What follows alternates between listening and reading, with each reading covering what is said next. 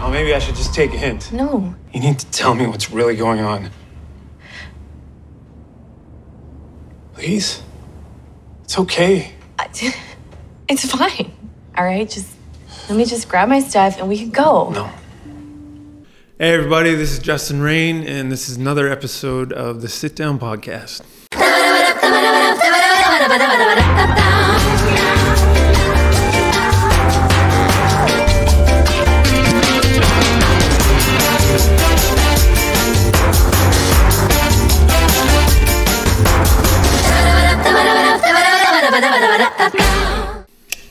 Awesome. Perfect. Welcome to Bellevue. Yeah, welcome to Bellevue. And for those of you at home, welcome to the YouTube channel. Good to see you guys, have you guys in attendance today. I know. Before we get into it, I want to remind you guys, if you can hit the like and subscribe button to the channel, really helps the algorithm to push it forward. But my boy Blue, God damn, it's so good to see you, man. Thank you so much for coming out to Bellevue here and hanging out with us. How long has it been? And how long has it been in the works that you guys are trying to get this together? Last time I saw you, it's got to be at least 8 years, I would say. Does that sound right? It's or close. Is it a little longer? It has to be minimum of 12 years. Really? Because we were talking hitting record here. Yeah, we were talking about that New Year's Eve party that we saw each other at, and that was the last night that I ever had a drink. So that was January 1st, 2012. Okay. So if that was the last time, so yeah, 12 years for sure. Nice. Yeah. And then you've been reaching out to me. How long has this podcast been? So probably since day one. Episode 300 something right now? No, this episode 250. Like okay. 250? Or 240, whatever. We started I want to say 3 weeks before the pandemic. So in 2020, we started. So I think 2021 or something. I think I've been bugging you to come on. Yeah. Mm-hmm. Yeah, because usually when I'm back in Saskatchewan, I'm traveling up north and down south and doing addiction awareness talks. So that's what brings me home most of the time. And it's kind of a 2-for-1 because I get to see friends and family. And absolutely. Yeah, it's good. Yeah. Absolutely. So where can I ask, where are you currently residing right now? My wife and I bought a property in the West Kootenays. So we have a 23-acre property between the Monashee and the Selkirk Mountain Range. It's 2 hours south of Revelstoke. It's literally on the side of a mountain. And we were searching for properties last year. And there were some lots that we wanted to look at. And when we got there, we didn't want to leave. And we had probably a dozen other properties to kind of make our way more westward. And that was our first stop. And that's where we stopped. Hell yeah, dude. And we didn't even get, we were thinking Squamish, north of Squamish up to Broadlorn area. We didn't get there. Yeah. It's just this is meant to be. When you know, right? Yeah. And we were grateful for that because we were ready to endure possibly years of trying to find the right place, right? Yeah. Building a tiny house right now that we're going to live in for the winter. And next spring, we'll start building the actual house. Would you just add on to that little one, or it'll be just a whole separate building? So the tiny house is it's on a chassis specifically for a tiny home build, and it's 8 by 24 feet, and I think it's probably roughly around 93 square foot little house. So we'll live in that for the winter. 2 of our windows were damaged, so I had to send them back and reorder them. We're just waiting on those, then I can close it right up and finish the inside. So when we have friends or family out, they're welcome to stay in that little tiny house. Yeah. Freaking right. Yeah. We're actually watching. There's a channel on the Roku channel anyway, and they have Tiny House Nation. Oh yeah. And they either they build a tiny house or they shop around for a tiny house. So my wife and I have been looking at that, and we're like, oh, we could do that. Yeah. And then we look around, and it's like, ooh, no, maybe we can't. There you go. Just buy his blueprints off him for like $10K, man. Yeah, we actually have a family member that builds them too in Alberta. There you go. So, yeah. Hell yeah, dude. So your real house, so to speak, how big is that going to be? It'll be just shy of 1,300 square feet. Okay. It's an A-frame, so there'll be a lofted bedroom in the top part, and then a bedroom downstairs, bathroom, and kitchen area, kind of common area in the front. Yeah. Where the slider doors are. Nice. we bought those plans from a company called A-Frame. And I've always wanted an A-frame house, so now I'm going to build one. Nice. And we're saving so much money because I'm building it. Like I'm literally building the whole thing. Yeah. I have an electrician friend. He's going to come and do that. Yeah. But everything else, we're doing it. Freaking right, Yeah. man. Awesome. Yeah. Hell yeah. So one reason outside of seeing you after so long, why I'm so excited that you're here is because of your career, man. Like, holy shit, dude, the things that you've been able to be a part of and work on since the last time I saw you are just phenomenal, man. So actually, and congratulations on all that work too, man. Thank you. So just for the people at home, Justin is not, well, I mean, maybe you play music, but you're not a musician. No one here wants to hear me sing. No. So out of the Or 200, play an instrument. Don't do it. out of the 240 whatever episodes we're doing, it's usually a musician, but Justin is an actor. That's right. I'm an anomaly. Yeah. Dude, you're our first major actor that's been on the show. We have had on guests that have been in things like Dakota Ray. Yeah. She's got like a show on Crave, I think, and she's in a cartoon on Netflix, and she's a stand-up comic and everything. So, but you're like, that's your career, that's your profession is acting. So you're the first one that we've had on the show. So that's why I'm excited. I'm super intrigued in all of it, dude. So take a deep breath, because I got a million questions for you. But I would love to start with just like how and when did you know that this was something that you wanted to pursue? Well, growing up in Prince Albert, my late teens was just a blurry, chaotic time of my life, right? And since I was a little boy, since I was old enough to put two Legos together, I was always fascinated with what it took to make a building, and I'd ask my mother, like, how is a building made, Mom? Architects. They draw them out, they design them, they come from architects. So I always had this fascination to be an architect. High school took me in a whole roller coaster of a ride, completely, entirely separate from even the thought of that being a thing, right? And so when I moved out west, after I graduated and after I had, 3 overdoses through high school, I really had to do a self-inventory and figure myself out, right? And I need to separate myself from the environment that I was hanging out with for pretty much the last 5 years. Me. Had to get away from me. So I went out there, knew nobody aside from my brother, and I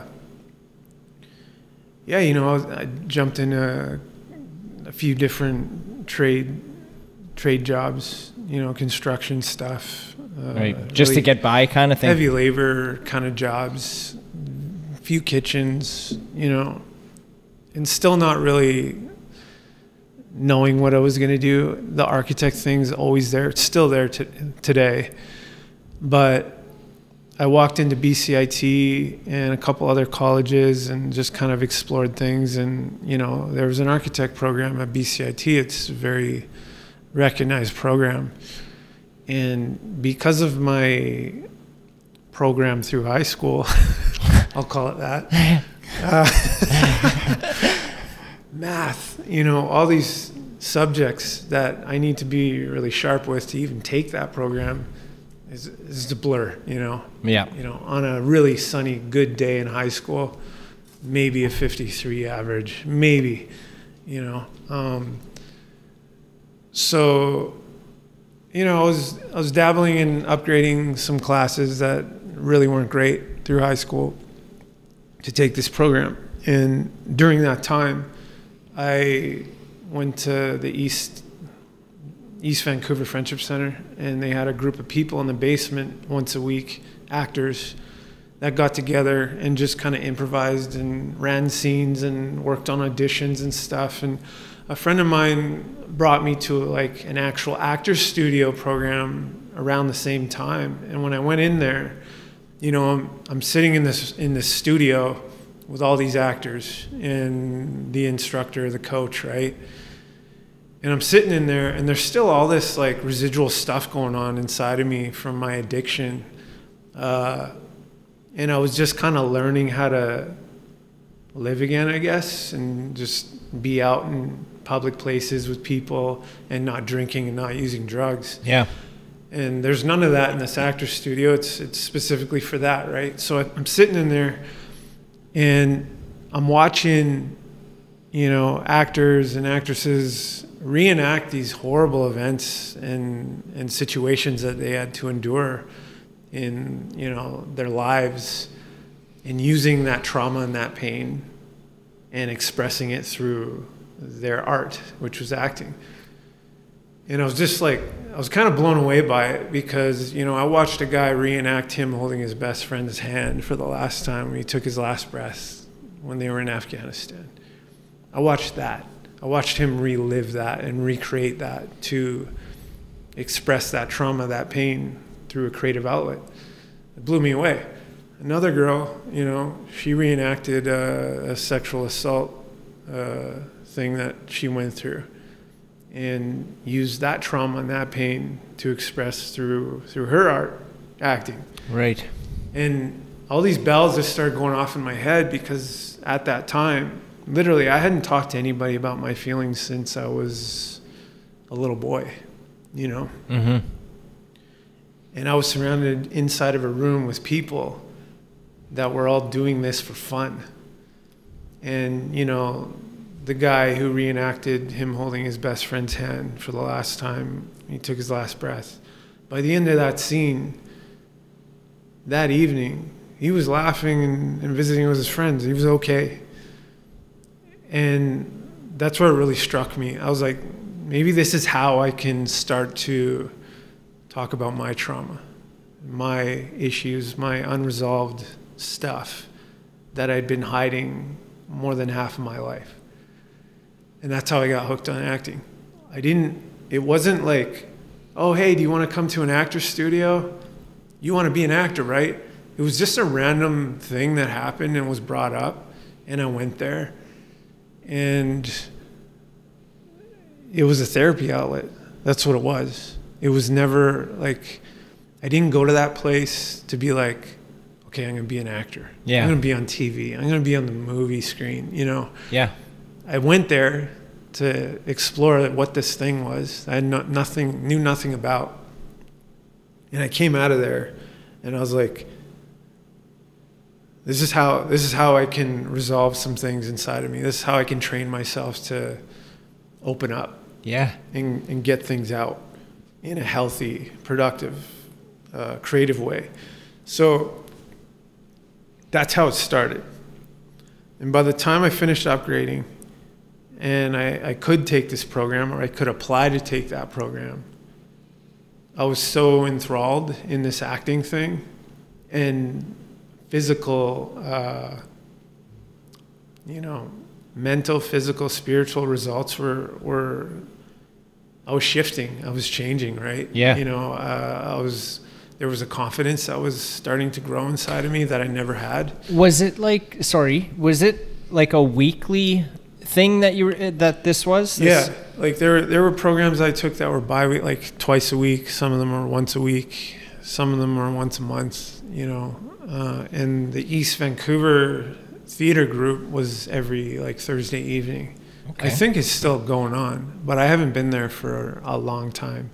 But that's where it started. And then, you know, just meeting new people in Vancouver, I started crossing paths with like professional actors from the group from the East Van group that I was involved with, because there were some professional actors in there too.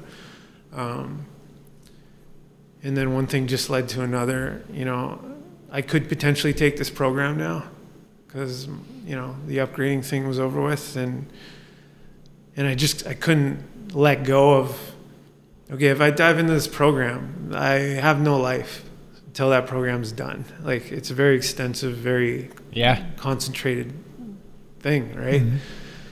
And I couldn't let it go, so I kind of hung out in limbo for about a year, and, you know, different actors in the studios were like, you know, why you don't do this professionally? You got no credits. You should consider doing this professionally. So I did, and I took a program, an intensive program for 6 months, and out of that program, I literally right out of the gate, I started working. And one of my first shows was Blackstone, and then everything opened up from there. Yeah, it was funny. Blackstone. That's where it started. I did do a short like guest star on a TV show called The Guard, which was on Global Channel at the time. And that was one of my first auditions. I booked that. Then I did Twilight, a little bit part on the third Twilight. Played a wolf. If you blink long enough, you'll miss me. It was nothing extensive at all. I wasn't a Wolfpack guy. And most people, when they hear that, they're like, oh, you're on the Wolfpack. No, I wasn't. I played a wolf, a historic character from like way back 1600s. It was one of the battle scenes, if I'm not mistaken, right? Yeah. It's funny because Joel keeps bringing up, he was in Twilight. Well, okay, dude. Well, because he was. I saw the clip. I've seen the clip. I know it's true. Cold as ice.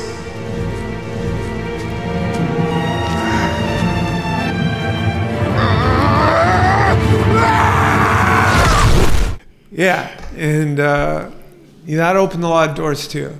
You know, that was a huge production. Hell huge. Yeah. Even your IMDb page here says most known for the Twilight saga. Yeah. And so like, is it though? So a lot of really what he's most known for.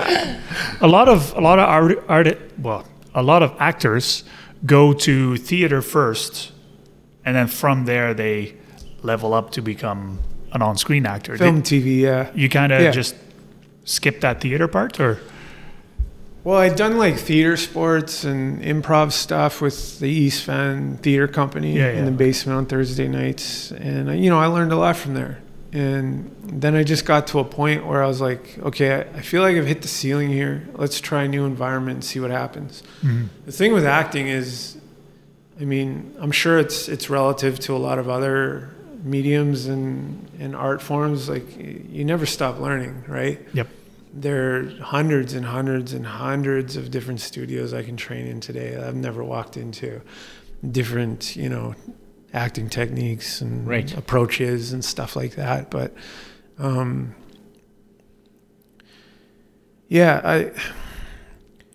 still learning today. The theater thing, we did the little bits of theater games and theater sports, improvisation. I learned a lot from that and took that into like my live audition stuff, just kind of off the cuff type stuff. When you're in there and they throw, something at you, see how you adjust or move to that direction. That's, the improv stuff, the theater stuff. Like, I learned a lot from that, and it helped me in those situations. So I can list off hundreds of auditions that were just absolutely horrible, and like some of them I still have nightmares about. But when things work, when things click, and like you're reading material that you're like, oh wow, this is cool, and you want to dive into it, things go way different, you know, and things just kind of click, and really cool things happen, right? But the theater thing, you know, I love theater. My experience on theater and live stage is like, I'll never forget those memories and those moments, and I'm sure there's more to come because I still want to do theater. Theater is like a whole other animal. There's so much room for error in film and TV, you know? There's so much room. If you mess up, you do it again. Exactly. I'm sure that happens here on the podcast, right? It does. No, it's always flawless here. Dude, I'll tell you real quick. There's times where we've sat here for like hours and had conversations with people, and then it's like 11 o'clock and we look and like, fuck, we didn't hit record on the phone. And you know what? I'm actually paranoid right now if that camera's even on. Is it on? The screen is off. Yeah, okay. It's probably running, but The screen is on? The screen is black. Are you serious? Yeah.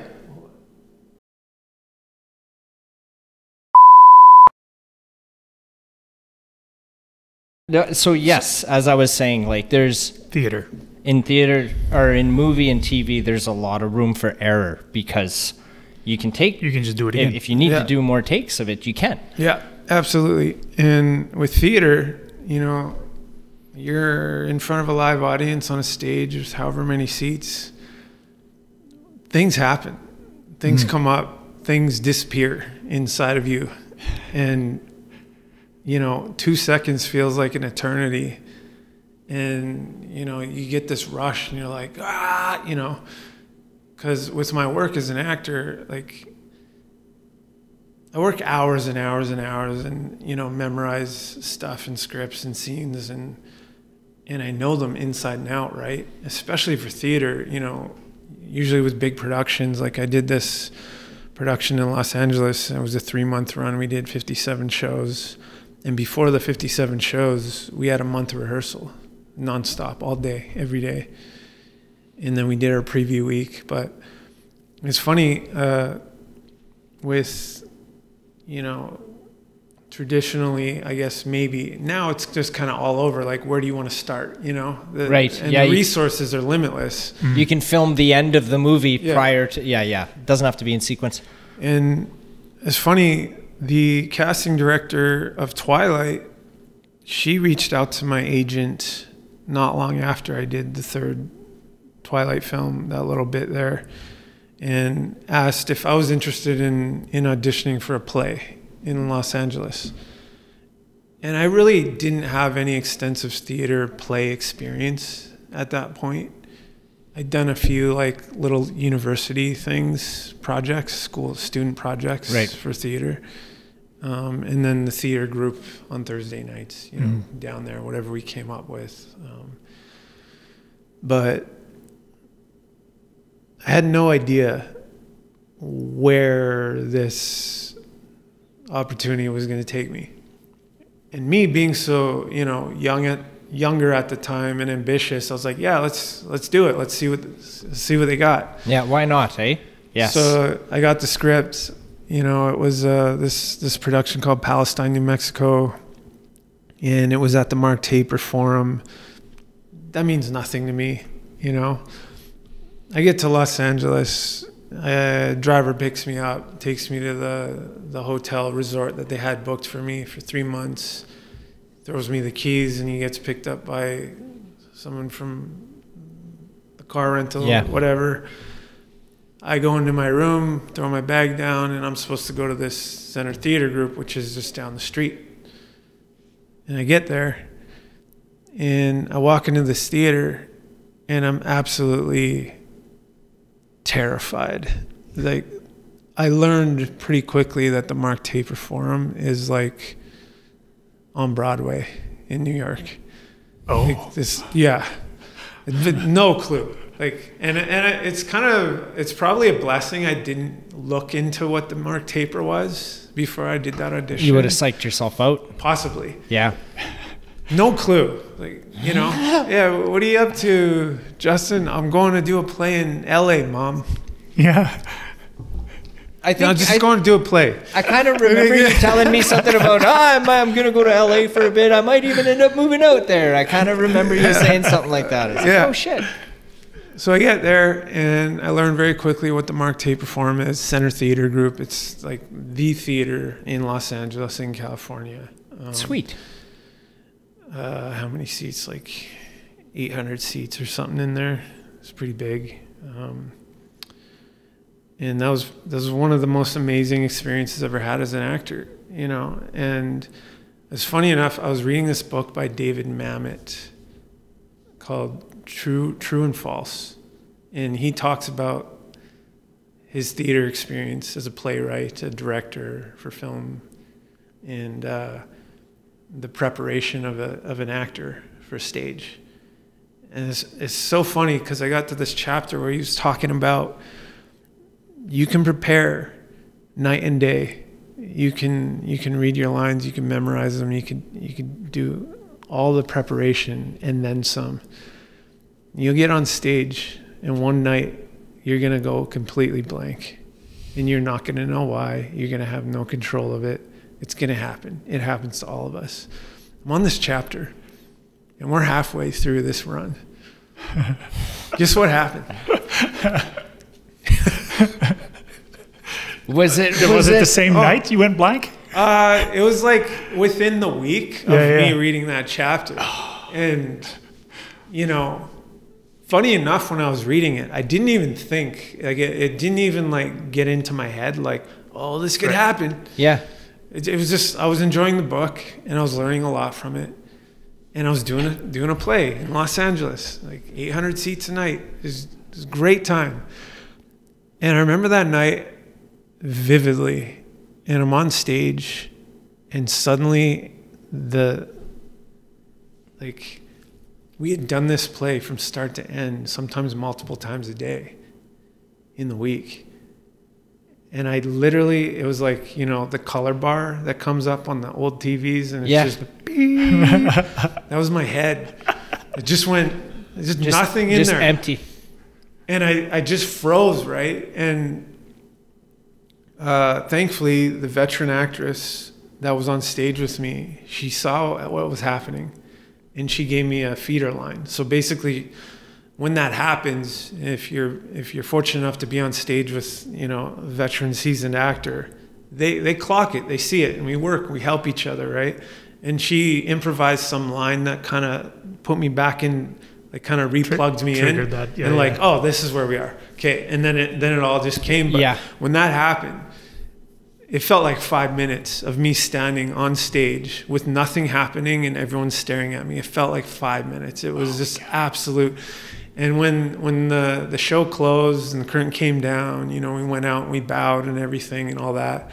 I went up to my dressing room and I was furious because I had failed, you know, and it was like the worst thing that I'd ever been through with theater. Yeah. And like this happens on a TV show or a movie. I miss a line or I go blank. Oh, sorry, we got to start again. Yeah, reset. You can't do that on stage. Yeah. You know? Right? Yeah. So. But how long was that actual time? It felt 5 minutes, but was it like? So the actress that was on stage with me, who knew what happened, who saved me out of that experience, she ran up to my room, like she was in my room like seconds later, and she knew I was like gonna lose it. I was furious. I was just like, I'm a failure, you know? Yeah, dude. I'm sure you're just swarmed with all the emotions, right? There's man. So I get in there, and then like seconds later, knock, knock. And I open the door, and there she is. And this is all she said. She comes in there, and she looks at me, and she's like, Justin, it was literally 2 seconds. And when she said that, because to me, it was like an eternity. Yeah. Like you could hear the lights buzzing. That's how everything just kind of, you know? Yes. And and she said that, you know, it was literally two seconds. You're good. And we saved it. we got out of it in like within 2 seconds, literally. And she was like, I've been there. I've experienced this. I know exactly what's going on. I swear to you, it was 2 seconds. Yes, dude. And no one else in the show clocked it. No one else on the show, the other actors, none of them. Dude, I believe this so much. Like, we know a lot of artists, musicians, right? And that happens. It's happened to us on stage before. It's happened to me. Especially you, yeah. Yeah, I've been on stage. There's one night in particular, I'm on stage, we're hosting, and as soon as I got up there, just like, you know, the lights in your face, so you can't really see the crowd at all, which was beneficial. But I got like sucked into that light. Like, that was my problem. I looked at the light and it was like a deer in headlights. I didn't know what to say. And the whole time in my head, I'm like, why am I here? I shouldn't be here. This isn't about me. It's about the bands that are like, why am I the one here? And it's just this psychological thing. And he had to bail me out. He's like, are you okay over there? I'm like, no, man. Like, no, you got it in front of like a packed house, dude. I'm like, oh shit. So I get it, man, how quickly it can happen. But artists too, we tell them, like, especially newer ones taking the stage for the first times, like, if you mess up, don't, like, if you hit the wrong chord or you hit the wrong note or whatever, like, don't draw attention to that. Because you're probably the only one who knows that you messed up. Nobody in the audience even realizes it unless they're like dialed into it pretty good. But and then even if you're in the band, like the band will cover it up kind of thing. Yeah. And just carry on. Yeah. So very similar. I know exactly what you're talking about. Hell yeah, dude. Yeah. Crazy. I actually played 2 characters on this play. Oh, nice. Who were brothers. Twins? I was just about to say. Pretty much. It was a story called Palestine, New Mexico, and it was about Afghanistan and the war in Afghanistan. And these 2 Native American young guys enlist in the army, and they go overseas to fight, and they're from opposing reservations, and they absolutely hate each other. But over there, they become brothers, and only one makes it back. And we find out at the end of the show that there's actually a bloodline that was segregated at a point in time, and the 2 families that really want nothing to do with one another have their history of actually being from the same bloodline has disappeared. And there's this, my father comes in at the end, and he finally, I guess, confesses this the dark truth kind of thing. Yeah. So that's just kind of a short, messy summary of what the play was. Awesome. Yeah. Interesting. Dude, I love stories like that, man. That's so has that, like, that blank, has it have anything like that or similar to that happened again since then, or was that the only time? It's happened a million times in film and TV land. And I'm not affected by it because you know why. But funny enough, like, here there's a theater company in Saskatoon, the Gordon Tatusis Theater, and it's a First Nations theater company. It's been around for quite a while, and I've always wanted to be involved with this company, this place somehow, some way. And I reached out to them just recently. I reached out to them just before the pandemic, and then the pandemic happened. Because I was gonna, come and do a guest talk and workshop and stuff with the actors there. And what they do is, like, they do a lot of outreach stuff and programming for people that, need something to express themselves through. And they do all kinds of shows throughout the year, and what they do is great. And I've always wanted to be involved with them. So I just got an email back from the director there, and we're going to plan something. Hell yeah, dude. I'm excited about that. Freaking rights. There's a gentleman named Ryan Hughes. A lot of students know him as Mr. Hughes in Prince Albert. I met him for the first time when he worked at Pacey. So my speaking work, I've spoken at a few different high schools in Prince Albert. He worked there. He was a drama teacher, and we've stayed in touch. So we're friends. He has an improv group in Prince Albert called Off the Cuff. Oh yeah.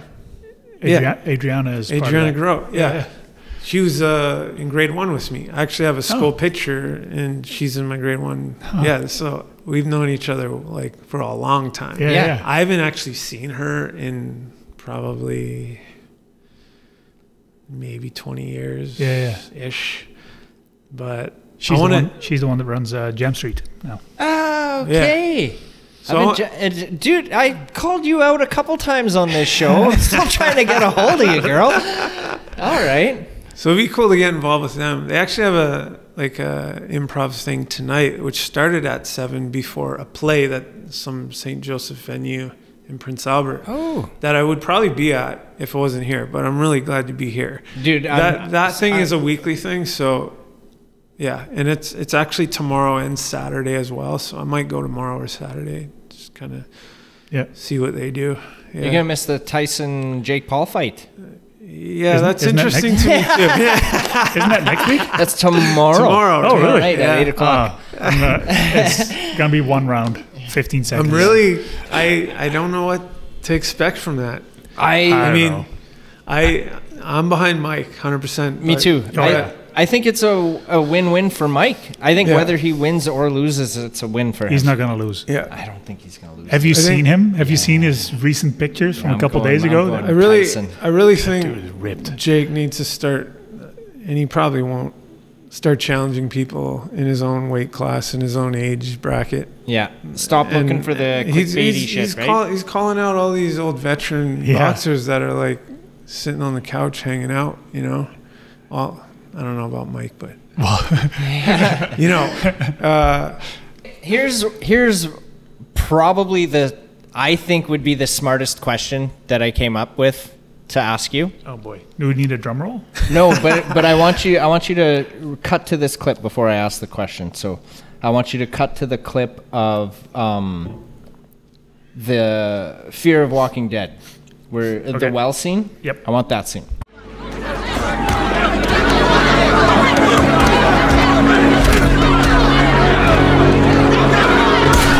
Back away from the well. We're taking it to make sure everyone gets what they need.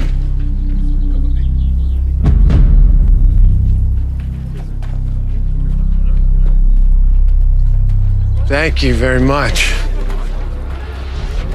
Because I'm like, just trying to prep. Fuck, just spit it out, man. Okay, so in that scene that we just saw there, where you fire the gun, the crowd separates around the well, you say thank you, and you go through it. I noticed the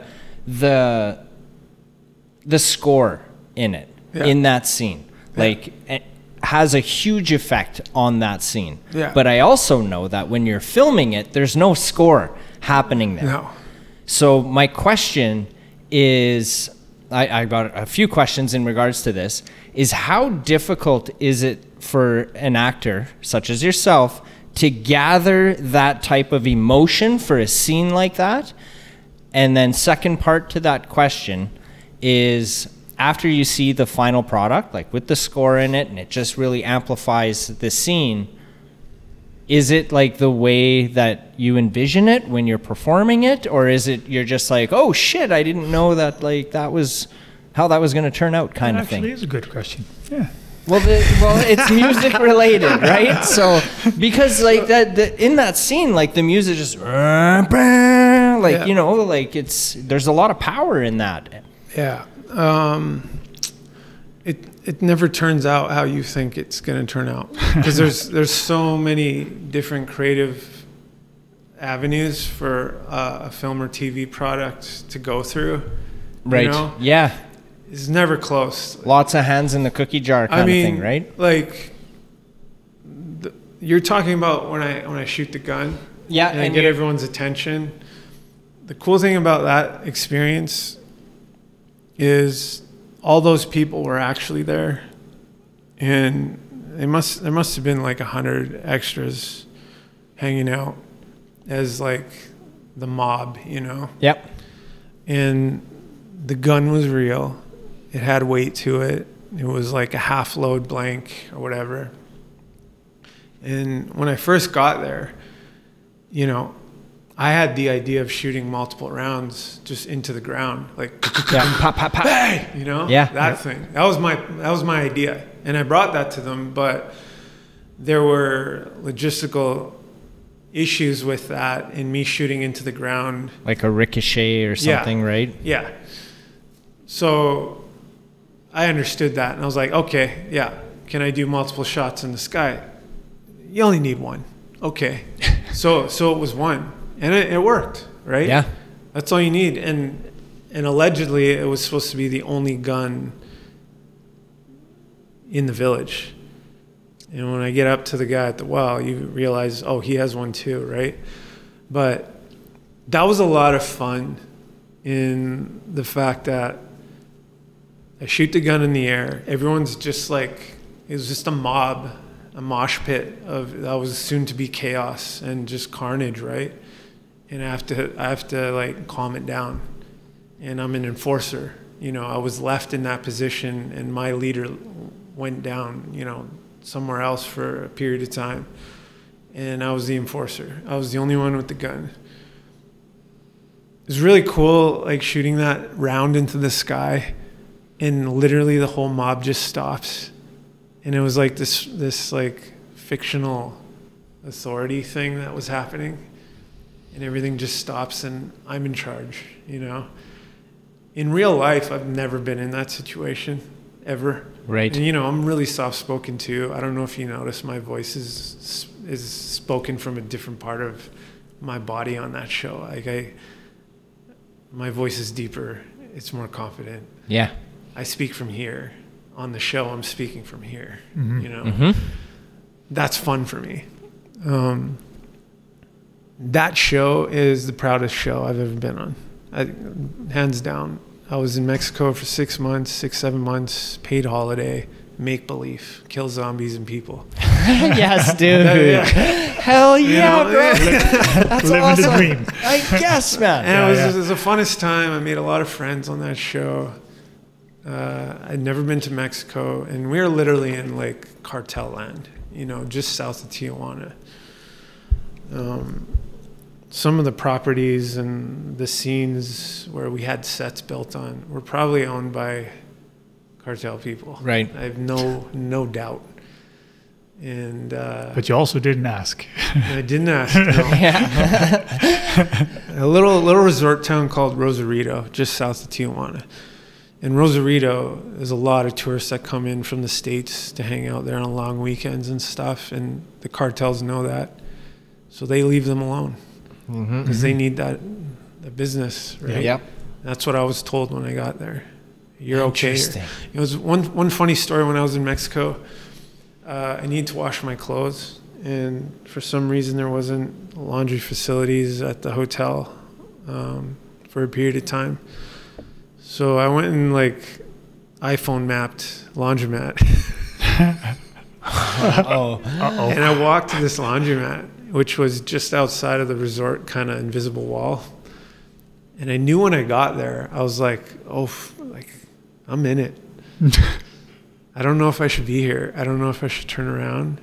And I went into the laundromat, and they all knew immediately, just because of the way I was dressed. And I didn't speak Spanish, but to them, I look Mexican.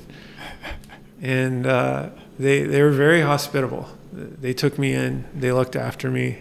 And, you know, when I was done washing my clothes, they're like, okay, down this road. Don't go anywhere else. Just follow this road until you're back to the hotel. Yeah. Holy shit. Really colorful place. Like a lot of color, a lot of culture. The food is amazing. You can't really beat 16-cent tacos. Best tacos you ever ate in your life. Only It's bottled 16, water, 17 right? foot, yeah. 16, 17-cent tacos. Crazy. That's crazy. Yeah. Crazy. And the Here you whole pay cast and crew, $17. would just go down to the main street there. And we would just have a feast of tacos pretty much every night. Hell yeah, For dude. a couple dollars. Yeah. Like, it was crazy. You also sent another clip, and we just found out tonight that that clip was with your wife, except she wasn't your wife yet. Love you. I love you.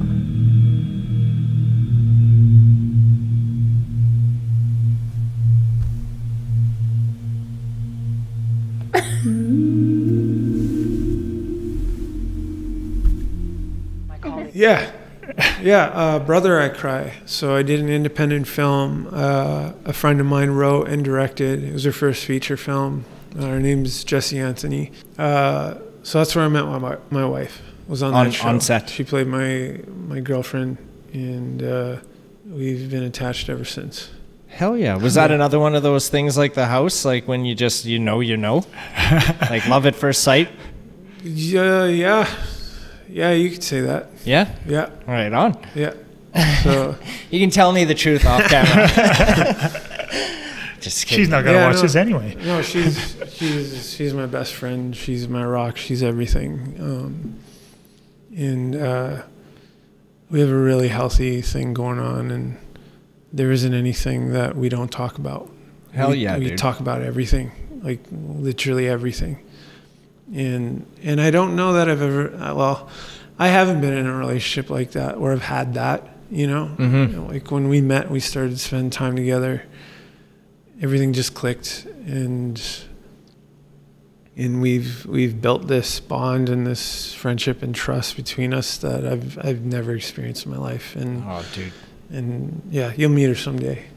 I hope so, man. I hope she's so. great. I told you this before. I miss you, man. Yeah. We had some good times together.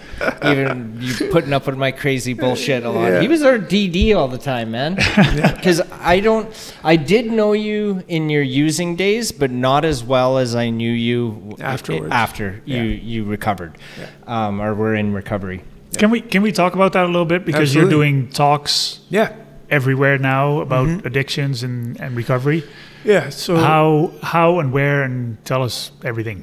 So I pretty much I stopped using drugs and drinking on my 19th birthday. And not long before that decision, I overdosed the third time. My last overdose was on cocaine, and my heart almost popped in my chest. I did so much of that substance, and you know, I went to the hospital in Prince Albert, and if I hadn't have got there when I did, that would have happened. Very scary, traumatizing experience, and you know, yeah, that was hard. And from that point on, you know, I haven't looked back. You know, there was this thing that happened to me in that room and in the hospital that night when I was in a full seizure, convulsing, and you know, I just looked to the guy upstairs and I said, "Hey, like, you get me out of this." It was a little more radical than the way I'm saying it now, but you get me out of this, I'll never fucking look back again. And I haven't. And my mother, through a friend, introduced me to the Sweat Lodge not long after that, because I refused to take medication to counter my addiction to substance. And I'm glad I did that, because my introduction to the Sweat Lodge was, like, for me, my homecoming. You know, it was the first time I had been home. And when I came out of that Sweat Lodge, it was such a profound experience for me. And I learned that this was normal. This, like, my head, my mind, my spirit, my body was so out of balance at the time before going into that lodge. And sitting in there in that extreme environment, that hot environment, you know, historically we sat in the Sweat Lodge and we put ourselves in, you know, 102, 103, 104 degree temperatures, environments, and we sweat out toxins, and not just toxins, emotions inside of the Sweat Lodge. And I did that. You know, I was held down by my mother and this medicine woman because I wanted to get out of there. You know, this demon inside of me wasn't ready to let go, you know. But we stayed in there until we won that fight. And when I came out of that experience, when I walked out of that lodge, my mind and everything that was going on previous to me getting in there was gone. Like, my mind was absolutely silent.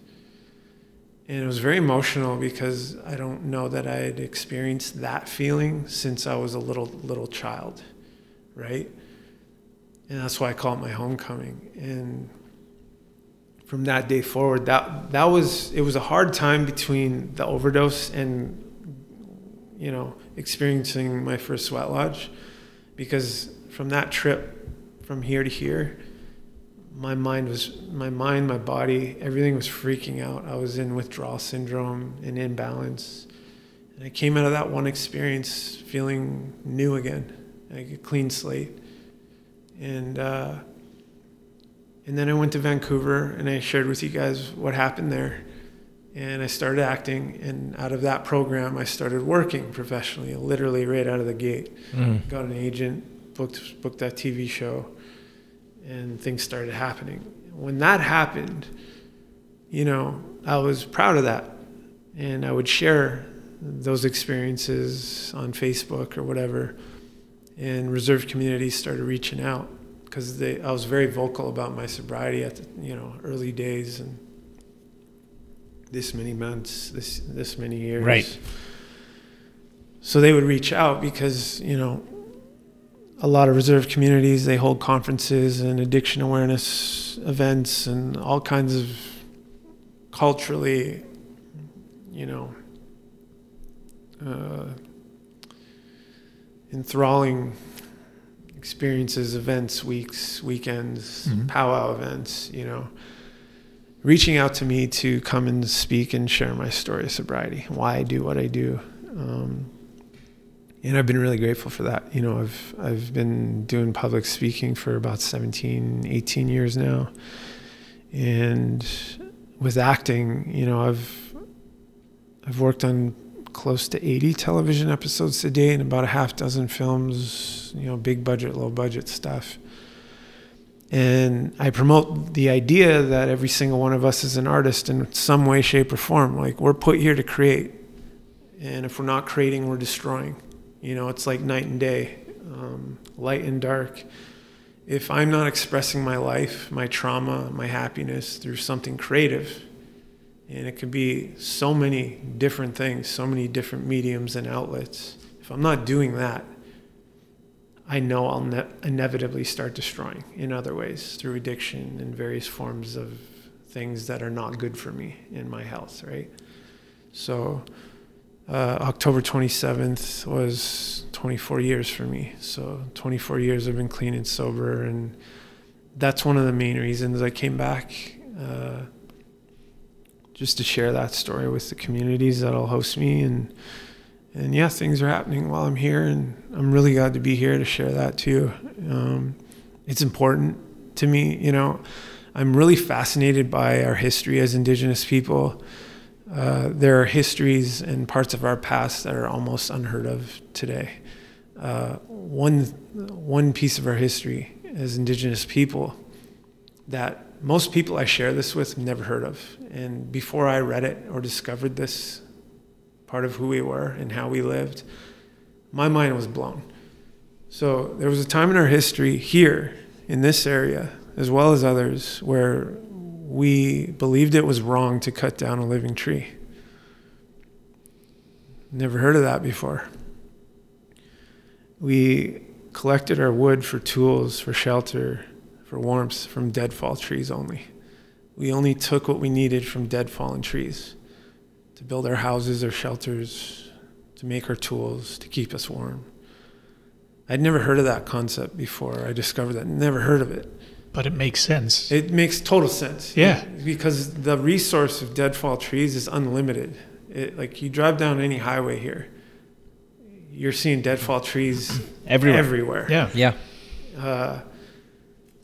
And when I read that, when I discovered that from this book that I absolutely adore called Touch the Earth, it just blew my mind. And I think about it every day, and I share this in my talks whenever I share my story. And I think about that concept, and I think if we had this much respect for a living tree, historically, if we held that much respect for a living tree, how much respect did we hold for ourselves, for one another? You know? Mm-hmm. It just blew my mind. And yeah, I think about it every day because I know that it translates to other parts of our lives historically as well. Right. You know? Yeah. There was also a time in our history where drugs and alcohol never existed here. What also didn't exist was marijuana. Marijuana was brought here from Asia. But, you know, I'm seeing weed dispensaries pop up all over, on and off reserve communities. It's become an accepted thing. But one thing that I do not accept is, you know, I disagree with the whole concept entirely. You know, yes, it has medicinal purposes. Yes, it can help people not feel pain. You know, it can. You know, there's studies that show that like CBD oil can fight different forms of cancer cells. Right. Right. Anti-inflammatory. Good things. Yeah. Right. But it doesn't change the fact that it's still a gateway drug. And when I was getting high, I really didn't get up to a whole lot productive. I just sat around and laughed at things that really weren't that funny. Right. Yeah. You know. Yep. And I share that too. You know, and I've been to reserve communities where there are weed dispensaries, and you know, I just straight out blatantly say I disagree with that structure over there doing what it's doing to this community. You can't tell me everyone that's walking in there is in there because they're in dire need of this. Right. It makes sense, man. Right? Mm-hmm. I hear what you're saying. There are reserve communities where there are liquor stores on the community. Another thing, you know, and only just recently, like, I've made this like agreement with myself. I say recently, but it's been a while. I won't go into a casino. I won't go into a bar. I won't go into the lounge side of Boston Pizza. I will not support these environments because these environments, they're not in line with the way I protect myself. Yes. And if I enter those environments, I support them. I condone them. So, and I'm proud of that, you know, and I think more of us should do that, you know, as an example, you know. Mm-hmm. Yeah. So, and right now, like I said, I've been doing this for 17, 18 years. Since Blackstone started, communities would reach out, different conference events. I've been doing it for that long.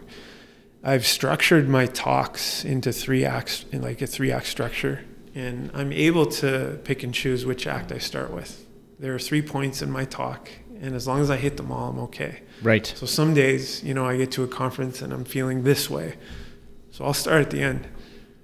Another day I'm feeling this way, I'll start in the middle. As long as I get them all in. So I've become very efficient at that, in sharing my story in that structure system. Hell but yeah, dude. Right now I'm writing for the first time a scripted guest speaker talk that is going to be entirely animated behind me. And as I tell my story, you're going to see the animated version of me as a teenager, as a child, growing up, and living this story that I share. And I'm really excited about that because I've never seen anything like that. I'm sure it's been done somewhere, but it's going to be something special. It's going to be yours, man. And the teenagers and the community members that see it, they'll get to kind of relive what I've been through and the things I've overcome and how far I've come since, you know, and why I do what I do. Yeah. Very cool. Yeah. So these communities, have you ever gone back and you talked to people that saw your talk and years later, you know, they get back to you and they like, you changed my life or not, whatever it is. You know, I've spoken at a handful of graduate ceremonies, you know, and there was one grad ceremony I spoke at on Vancouver Island, and it went really well. You know, it was a grad ceremony, you know, a handful of, you know, a dozen or so youth that were from a reserve community had graduated, and it was a special day for them. I shared my story. I hung out with them for the night and, you know, visited with everyone.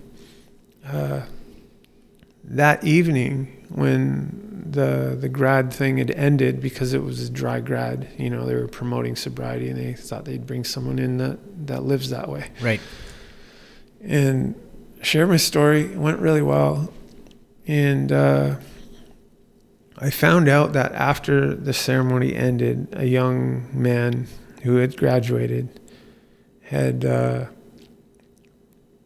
he was on his way home, and one of the teachers saw him sitting in a parking lot of like a Walmart or something by himself. So she saw this young kid there and was like, oh, what's this? You know, maybe he needs a ride. He pulled in there and asked this young man what was going on. And he was very emotional. And I guess what had happened was he had his whole evening planned out, and he was going to take his life that night. And he had a letter written and everything. And everything was going to plan except for my story being there. And he decided to go the other way. He decided to stick around. And the teacher reached out to me online and shared that with me, and it just like, it's pretty special, Absolutely. to be able to like do what I do and know that like I've been to community visits and done talks in front of 5 people that show up in the community. I've been to communities where 2,000 show up. Right. It's different, but as long as I feel like I've done what I'm there to do, and I speak from the heart, and I'm honest, that's all I can do, right? So that's happened a few times, stories like that. And I'm going to Stanley Mission. That just got confirmed today. And I've been to Stanley Mission about half dozen times. Stanley Mission I'm very fond of. It's a community up by L'Orange. And I think they have one of the oldest churches in the province, if not the country. I don't know. It's very old.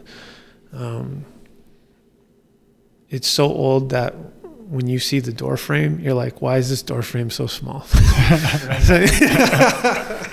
Oh, it's that old. Yeah. So I'm excited to get back there. Last time I spoke at that high school there was probably at least 8 years ago. And those are the schools I really enjoy going to, because I know what goes on communities. I know what, there are homes in Prince Albert, dozens and dozens of homes in Prince Albert that are environments that no teenager, no youth wants to be in, mm-hmm. And just for me to be there, I'm grateful for that, and the fact that I can share my story and how I've overcome some things in my life, and what matters and what doesn't, and promoting this idea that, well, this piece of history, as an Indigenous person, there was a time when drugs and alcohol never existed. So when something bad happened, when we lost a friend or a family member, we had a fallout, when we experienced the trauma of, being attacked by a mountain lion and surviving, these are things and events that can really mess you up if you're not proactive with how open you are in healing and evolving Absolutely. from these experiences. So you had mentioned how you wrote your talks to the students and all of that. Have you ever gone so far as to write a script for a show or a movie or anything like that? Have you ever done anything like that before? Yeah. You have? So I have one script that's finished. It's called Twilight. Twilight Saga. Yeah. Yeah, I have one script that I've written. It's a short film, probably 30 pages, roughly 30 pages long. And that feels good. It's going to feel good when I have the chance to direct it and produce it and deliver it. I think it's a pretty strong little story. I've been picking away at it for probably 10 years, so it's about time it's finished. And it is finished, so probably next year I'm gonna start looking into putting a team together to get it created. Yeah, freaking right. Yeah. So Awesome. there's kind of I don't think it's a hidden agenda, but there's a reason why I asked you. For the last little while here, like I know you saw the Paranormal Prairies, that whole thing. Oh, that was fun, dude. It was a shit ton of fun, and I got to take you out there one night because we've been trying to plan another trip out there for a couple of years and haven't been able. I know where it is now. I know how to get there now. So I watched that episode. That was the first one. Yes, first episode. It was a pilot episode. And you went out there, and the light wasn't there. No, I went out there the week we released it. Yeah, we were like, man, we gotta get out there. I gotta try and catch this sucker on film, right? I went out there with my brother on the Friday night. I think we were there for a few hours. And James, I love you, man, but you wouldn't shut up, so I couldn't use any of that footage. So nothing happened anyway. So. Well, there was a couple like funny things that happened. I'll tell you off air, but is there a point to your question? Yes. Okay, sorry. you were going somewhere. I know. I love that place so much. So because of all of this St. Louis Phantom Light stuff, I had the bright idea of like I've had so many experiences there. I'm like, fuck, I'm gonna write a horror movie. And it's going to be about the St. Louis Ghost. So I started writing this, and I'm in the final act of it, like the closing part of it. And I honestly don't know what the hell I'm doing at all. I've been using ChatGPT to help me out. So I basically told it all my personal experiences of what happened in my more memorable times. And then I threw in some other things in there, and I'm like, hey, make me a movie script. So working with ChatGPT, I'm like making it adjust things to create this movie with like scenes and visual shots and all this kind of, and it's turning out really, really well. But I don't know where to go from here. And so the reason why I was asking is because if you'd be willing, I would love to show you my rinky-dink script that I've got right now with maybe some additional ideas that I want to incorporate in it. And dude, if you could guide me or assist me or want to co-write it or help me with it, dude, it would be a fucking shit ton of fun. Sure. To do with you. Yeah, let's do it. Fuck yeah, bro. And if the real answer is no, I can cut this whole part out. Dude, hell yeah, man. So we'll talk more about that after. But that's why I was bringing that up. Like, cause I'm not in that game. I'm not in that industry. I'm using ChatGPT. Well, yeah, you got a podcast. You're a new media artist. So you're not wrong. I just don't feel that way. Cause I'm just Joel Garet from Bellevue, Saskatchewan here, just figuring shit out. Like, well, that's all anyone else is doing. Yeah, I suppose. Believe it or not, that's all anyone else is doing. And like the pilot episode to Paranormal Prairies, you're using all of that knowledge and creative insight inside of you to do that, and you did it well. And I enjoyed it. Well, thank you. A lot of that was Prehistoric Productions, and just everyone dies in my movie. And I'm the first one. He's the Mark character is the first one to die. Yes. But yeah, the only survivor is going to be the St. Louis Phantom Light, and then I'd like it to be like that, so we can do like a Jason or Freddy trilogy type of thing. It just kills everybody, man. Yep. All right. All right, moving on. Yes, I want to talk more about your career. Like, what could you give us a hint, maybe, of like, is there any up and coming projects that you might be working on that you could tell us to keep an eye out for, maybe anything like that, or not really? Yeah, only that I'm recurring on Resident Alien, which is on Sci-Fi. You know, it's a funny show. Alan Tudyk and a few other familiar faces on there. He's on Firefly. That's right. Yeah, I'm a big fan of that show. Yeah. It's such a mystery how that show didn't continue. Right? Like one season. What? Yeah. And it was such a good season. I did enjoy the feature film as well. I didn't watch that one. Oh, you should watch the season. watch. There's a feature film. Check it out. It's pretty good too. But yeah, I remember when that show came out, I was a big fan of it. And I think everyone just expected it to keep going. Yeah. It never did. And yeah, strange. Yeah, that's one of those shows that is mentioned all the time. Like, Yeah. if there was a TV show that you want to resurrect, which one would it be? Usually Firefly. Yeah. Marina Baccarin was on there too. She's on Homeland. She was Brody's wife. Okay. I haven't watched either of those shows. Oh, Janelle, I'm familiar with what Homeland is, though. Janelle watched Yes. Homeland. Yeah, okay. Yeah, not me. So when you're getting these roles, is it like, are they all just you go in, you audition for it, and you nail it? I was going to ask that. Like, do you have like 100 auditions and maybe one small role comes out of it, or how does that work? That's how it feels. Yeah. You know, I feel like there's a shift that happened that I know has happened in my work as an actor since the pandemic. You know, just before the pandemic, my wife was diagnosed with cancer for the 3rd time.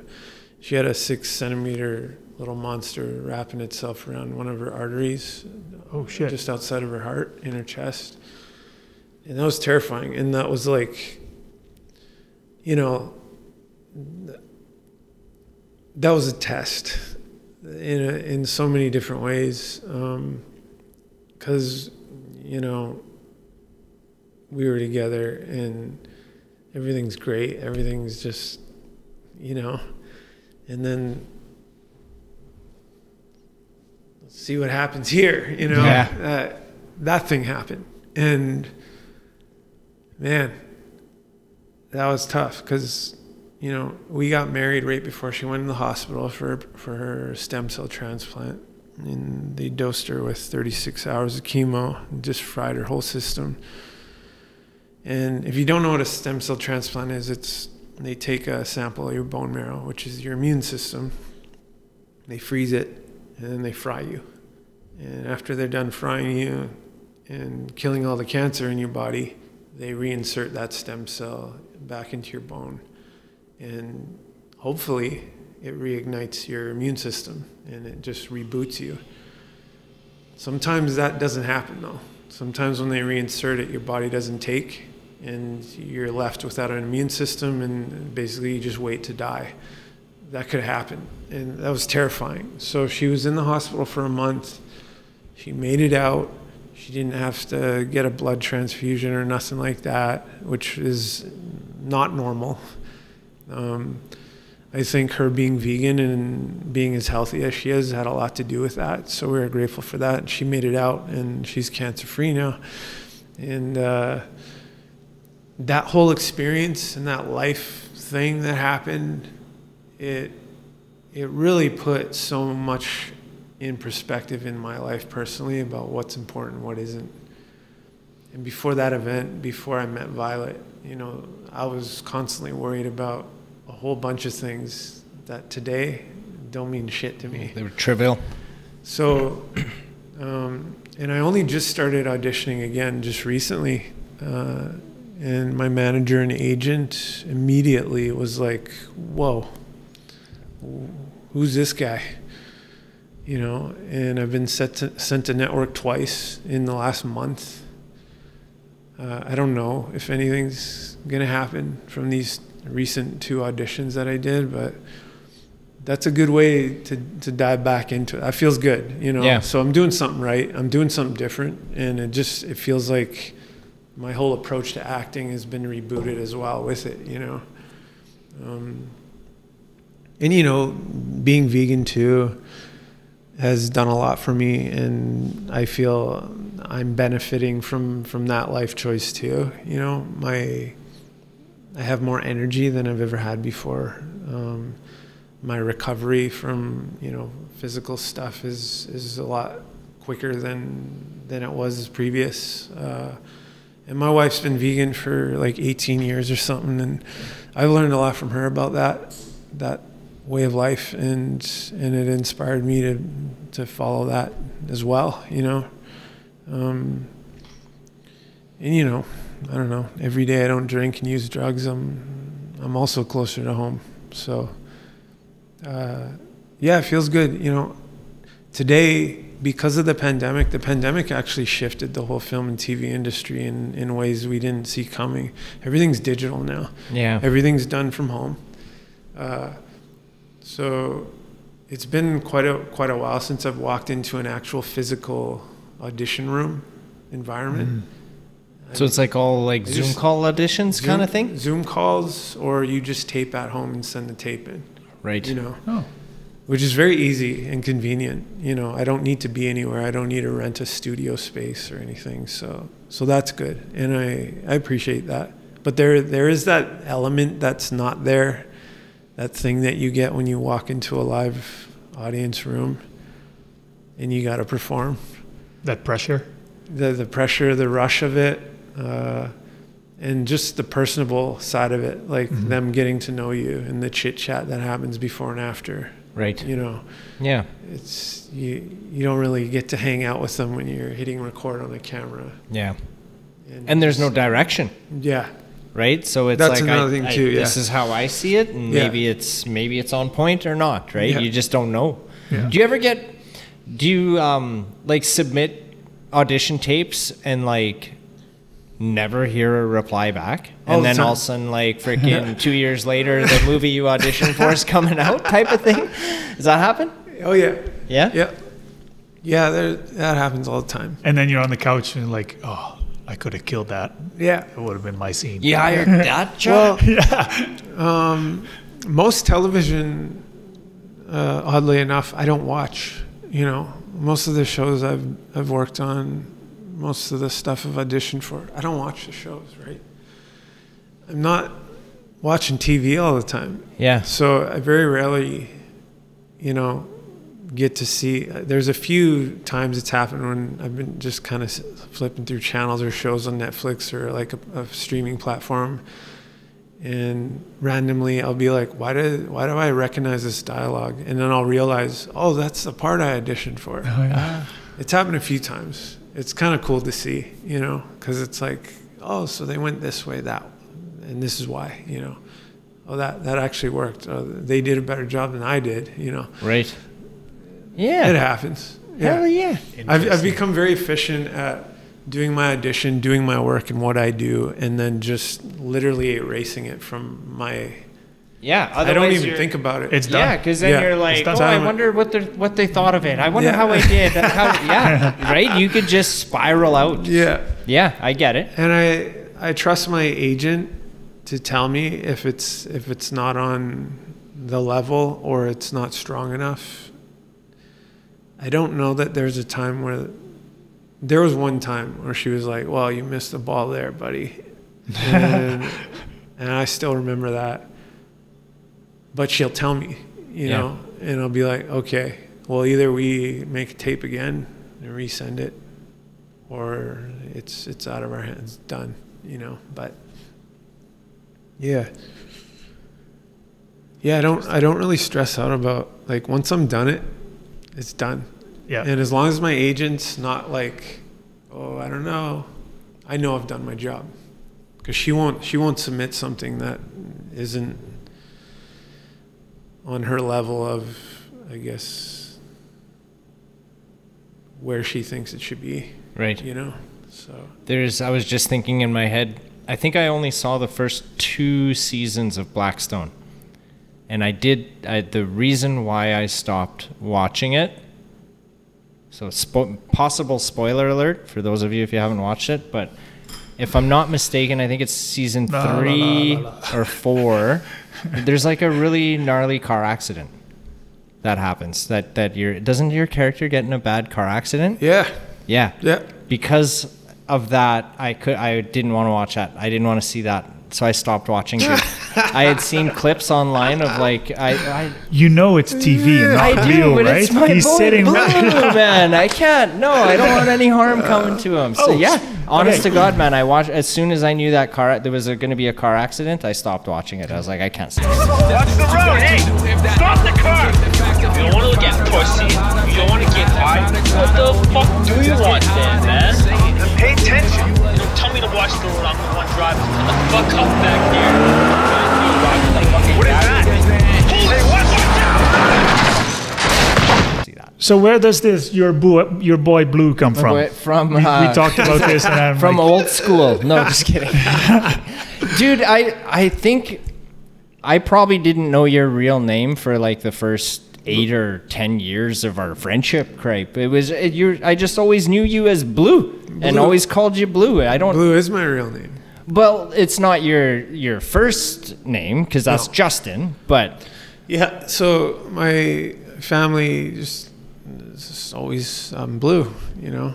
My whole family, cousins, aunties, uncles, high school. It's always Blue. It's always been Blue. You were always hanging around with a guy named Tyler. Yeah, Tyler. It was always Blue and Tyler. Tyler and Blue. Yeah, and Will. Yeah. Yeah, it was 3 of us. Yep. Yeah. So how that happened, how Blue kind of, like, I'm always Blue around here. When I come home, my mom, like everyone, it's Blue, right? So when I went out to Vancouver, when I first lived there, it was still Blue. But when I started acting, I didn't want to like I always knew my last name, Rainville, was going to be Rain. Like my stage name, my actor name. So Rainville is my last legal name. Actual, yeah, okay. And so I cut it in half to Rain, and I didn't want to be called Blue Rain because that's just too much. Is it though? That's a great band name. Okay, maybe we should get you learning. Dude, we'll get you some turntables there. You know what? Blue Rain. That sounds familiar. Isn't there a band name or something? Blue Rain? Purple Rain. Purple Rain. Fuck yeah. No, like Justin Rain had a nice ring to it. I was like, okay, let's do that. And everyone out west knows me as Justin. Everyone out here, it's Blue. It's Blue. You know, and that'll never change. Yeah. Yeah. I didn't know that was your middle name. Yeah. I just thought it was a nickname. Yeah. But yeah, that's fucking cool. Oh, you're welcome. 30-year friendship, and I just found out now. Crazy. Hell yeah, man. Yeah. I don't know if I have any other, like... I have a few more questions, but I don't want to ask them on air. We'll talk after. Yeah. But I think, dude, I want to let you know, Blue, anytime you come to Saskatchewan, dude, open door policy here, man. Yep. I say this to all the guests. You whether you like it or not, you're now part of this little herd that Mark and I have created over the last 4 years. And if you ever got something you want to promote or just come and hang and shoot the shit with us, man, hit us up, and I would love to have you back any freaking day of the week, man. Sweet. Yeah. Hell yeah, dude. Thank you so much for coming out here, buddy. Thanks for having me. Awesome. And thank you all for tuning in. If you see this gentleman